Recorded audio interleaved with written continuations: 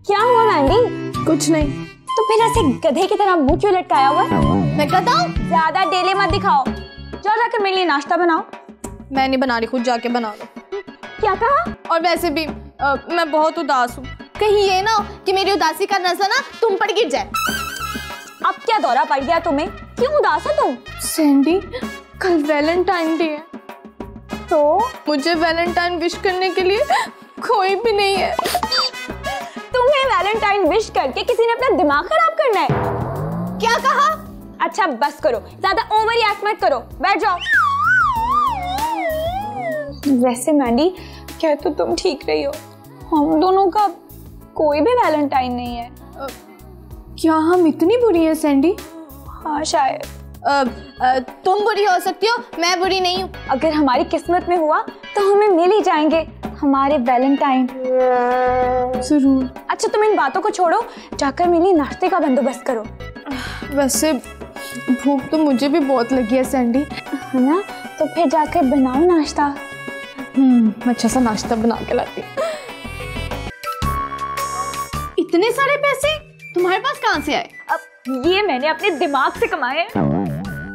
वो कैसे? यार इस दफा ना मैं वैलेंटाइन डे के हवाले से लोगों की इवेंट्स डिजाइन करूंगी। तुम? हाँ मैं। सैंडी, मगर तुम कैसे करोगी? क्यों? मैं क्यों नहीं कर सकती? तुमने खुद तो कभी लव किया नहीं है, तो तुम किसी के लव मोमेंट को कैसे डिजाइन करोगी? शट अप मैंडी, तुम पहले ही ना हर काम में ना डाल दिया करो।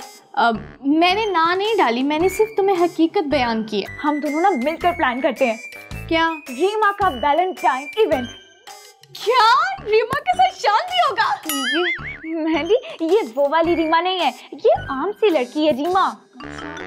लेकिन मैं तुम्हारा साथ क्यों दूं? तुम मेरी दोस्त हो या दुश्मन? जो समझना है समझ लो। फिर तो मैं तुम्हें अपनी दुश्मनी समझती हूँ। सोच लो, मेरी दुश्मनी बड़ी खतरनाक है।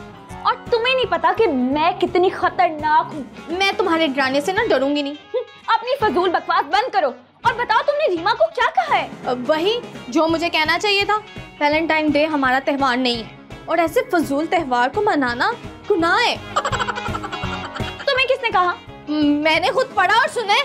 तो यार हमें इससे क्या फर्क पड़ता है कि वो हमारा त्योहार है या नहीं? हमें इस बात से गर्व होना चाहिए कि हमें पैसे आ रहे हैं। ऐसे पैसे भी ना हराम होते, हराम। फिर जाग गया तुम्हारे अंदर का मसीहा।